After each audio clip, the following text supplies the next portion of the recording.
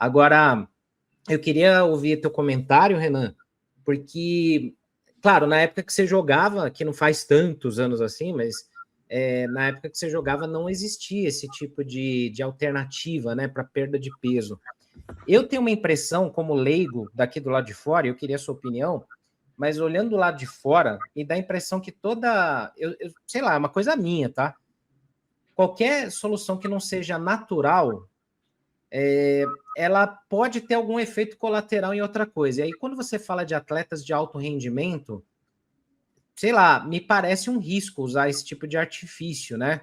Eu sei que manter o peso não é uma coisa muito fácil para atletas, né, Renan? Mas como é que você vê todo esse cenário, essa situação toda aí, Renan? Senna, bom dia, Gabriel.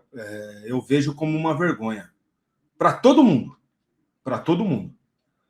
Porque se o médico indicou, ele está errado. O nutrólogo, Eduardo aí, né? Esse cara tem que estar fora do São Paulo hoje. Se o cara indica uma caneta emagrecedora para um atleta de alto rendimento, ele tá de sacanagem. Só pode. Só pode. Por quê? É para inibir a fome. O atleta de rendimento, ele precisa se alimentar, ele precisa dos nutrientes, porque a exigência física para o trabalho dele diário é muito grande. Então, Senna, poucas vezes na minha carreira, mas para o fim da carreira eu tive problema com peso. E o que eu fazia? Treinava meia hora depois, fazia uma bicicleta meia hora depois, corria um pouco na esteira mais meia hora depois do treino, e ao invés de comer 2 colheres de arroz, eu comia 1,5 ou 1. Ao invés de comer 2 bifes, eu comia 1. Porra, a forma natural de você perder peso, certo ou não? Estou falando para atletas, né? Muita gente pode estar pensando, pô, Renan, você deveria estar tomando Monjaro agora, né? Eu poderia, porque eu não sou mais atleta, o São Paulo não depende mais do meu rendimento, mas eu tô doido para abrir uma garrafa de original daqui a pouquinho, na hora que acabar a live. E tomar uma talagada de Campari. Essa é a minha vontade hoje. Mas, enfim, para os atletas, o cara não come, então o relato de algum atleta aí que falou sentir enjoo, fraqueza, perde massa magra, é óbvio. Isso é óbvio. Como que o cara indica isso para um atleta de alto rendimento?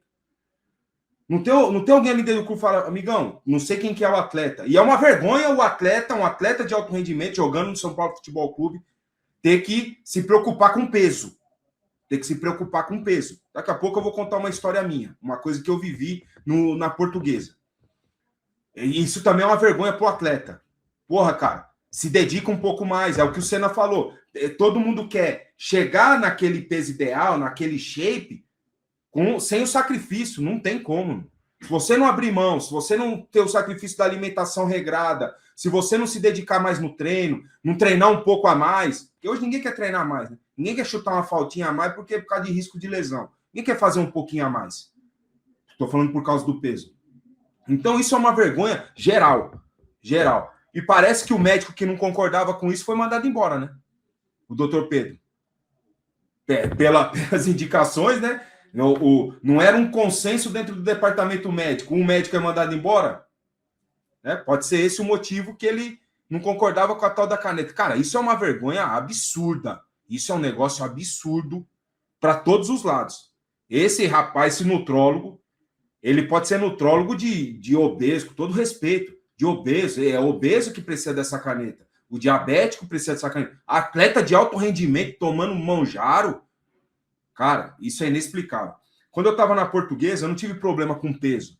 Mas numa passagem, nas férias, eu conversei com o médico, falei, doutor, eu preciso voltar bem. Porque eu já tinha 34 anos, os meninos de 18, pré-temporada, os moleques voltam voando. E a gente precisa de um pouquinho mais de tempo. Falei, doutor, eu preciso voltar bem. Eu não posso de 1 a 2 semanas, senão os moleques vão me atropelar. Ele falou, Renan, eu vou montar um manipulado aqui para você. Você vai ter que ficar as férias inteiras sem beber álcool. Você vai ter que continuar treinando e você vai tomar esse remédio aqui diariamente, um manipulado. Beleza? Falei, beleza, doutor. Portanto, eu me sacrifiquei. Quando a gente voltou para a pré-temporada, treino físico, eu puxava fila. Muito por causa disso daí que o médico me receitou. Mas não para emagrecer, para eu ter um rendimento bom na pré-temporada, manter o ritmo, iniciar bem a pré-temporada para começar bem o campeonato, certo? Eu tomei por 15 dias nas férias e depois parei, obviamente, E na temporada não tomei mais. É para não perder muito, porque com o passar do tempo, com a idade, você perde massa muscular mais fácil. Tudo é potencializado com a idade. Eu queria voltar bem. E foi isso que eu fiz. A única vez que eu fiz na minha carreira. Agora, caneta emagrecedora, cara, isso é inadmissível num time profissional do tamanho de São Paulo. Desculpa. O Gabriel, até para te liberar, porque você vai ter outro compromisso aí, só queria, antes de passar para o Boni comentar, e também para você mandar um salve para a galera antes de sair, os jogadores ou pessoas que vocês ouviram, né, para fazer essa matéria, relataram também efeitos colaterais, né, só para confirmar. É isso. Tá até colocado isso na matéria, né? Os efeitos colaterais típicos do Mondiaro, né? Enjoo, fraqueza, tudo mais, mas tem também essa questão de perda de rendimento, perda de massa muscular, que é algo relatado também por outros jogadores, e aí eu vou deixar até uma matéria do GE aqui, né, para que vocês possam também conferir, porque acho que é importante também esse relato, né? Que é um jogador, né, que eles até usaram o nome Joãozinho, condição de anonimato, não sei qual foi o jogador, sinceramente, mas que conta o seu relato usando o Mondiaro, né, usando a caneta emagrecedora, que o Mondiaro é a mais famosa, mas pode ser o Ozempic, pode ser o Wegovy, tem várias, né, mas enfim, usando a tal canetinha. Então tem até essa matéria aí do GE, que eu coloquei aqui no chat, e enfim, fica também essa leitura e, cara, de novo, deixando aí justamente essa sugestão para que os amigos leiam a matéria, leiam o que está escrito e leiam tudo, né? Porque tem muita coisa, talvez até mais importante do que a história da caneta em si. Tem muitos detalhes importantes aí nessa matéria que talvez não foram destacados, né? Então é algo para ficar de olho. Diga, Renan. É que a questão da caneta cara, é bizarro, né? Então acho que enfatiza mais aí a história, né? A matéria que vocês fizeram, você e o Pedro, tá ligado exclusivamente ao São Paulo. Vocês não têm informação se outros clubes também usam desse artifício da tal da caneta, né? É exclusivamente do São Paulo. Exatamente, é uma apuração que foi feita junto ao Pedro Lopes, falando do São Paulo especificamente, obviamente vai tentar aprofundar para outros clubes, a gente tem esse relato aí que é um jogador de outro clube, me parece, né?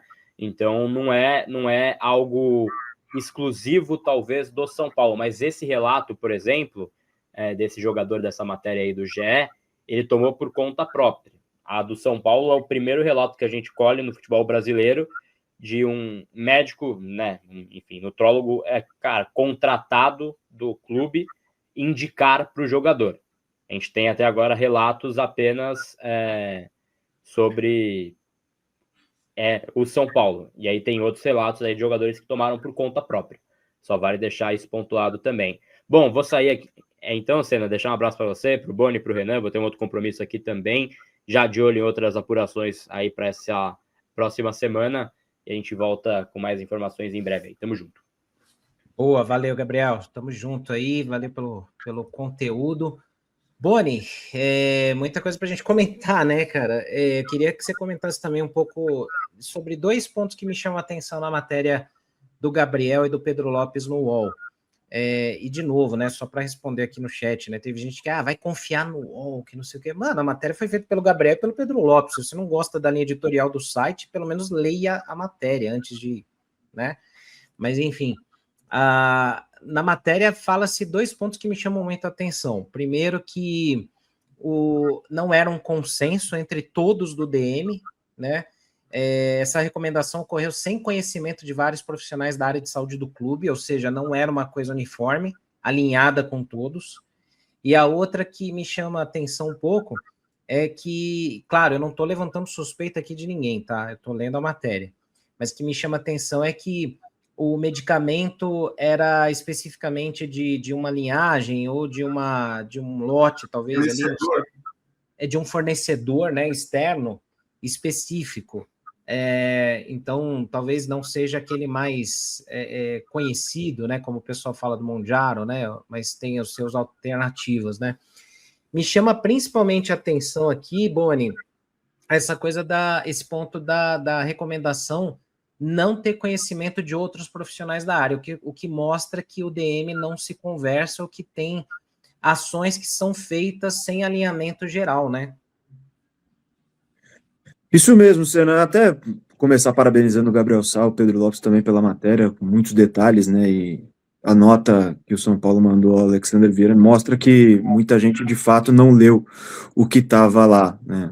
Às vezes a matéria é muito longa, o pessoal não tem muito costume de parar para ler e pega alguns pontos para tentar se apegar no que seria a informação, mas de fato é outra coisa completamente diferente. Eu não vou nem ficar batendo muito nessa questão da caneta, porque eu não sou médico, não tenho esse conhecimento, eu prefiro ficar com as opiniões do Renan, dos especialistas, dessa matéria até do GE, que trouxe a versão de um atleta também que usou, as informações do Gabriel Sá, com as reclamações desses dois jogadores do São Paulo que usaram e reclamaram de efeitos colaterais, até porque são várias versões, né? Tem gente que concorda, tem gente que discorda, como em toda novidade no mundo da medicina, sempre tem opiniões que são muitas vezes discordantes uma da outra. A gente até estava falando no grupo sobre essa matéria, né, no grupo interno do AT, e o Wilsinho falou que talvez para ele fosse bom porque houvesse esse controle de peso, até talvez esticasse a carreira dele um pouco mais. Então não vou me apegar nisso, até porque esse não é o ponto central da matéria, né, não é a caneta. E eu concordo muito com o Renan quando ele fala que acha estranho. Eu acho estranho também, tá? Mas eu vou pelo outro lado, eu vou justamente por esse caminho de que me parece que falta comando no São Paulo. Não parece, de fato falta comando dentro do São Paulo. Algo que me pareceria simples, né? Um departamento que deveria se conversar para recomendar algo que é diferente no mundo esportivo profissional, e um recomenda, outro discorda. De qualquer forma, as coisas são feitas sem que todo mundo esteja se conversando, sem que todo mundo esteja de acordo. Quando pesa o momento de definição com relação a essas questões, acaba pesando mais para o lado de quem já estava no clube. Então, é muito esquisito, tudo é muito esquisito.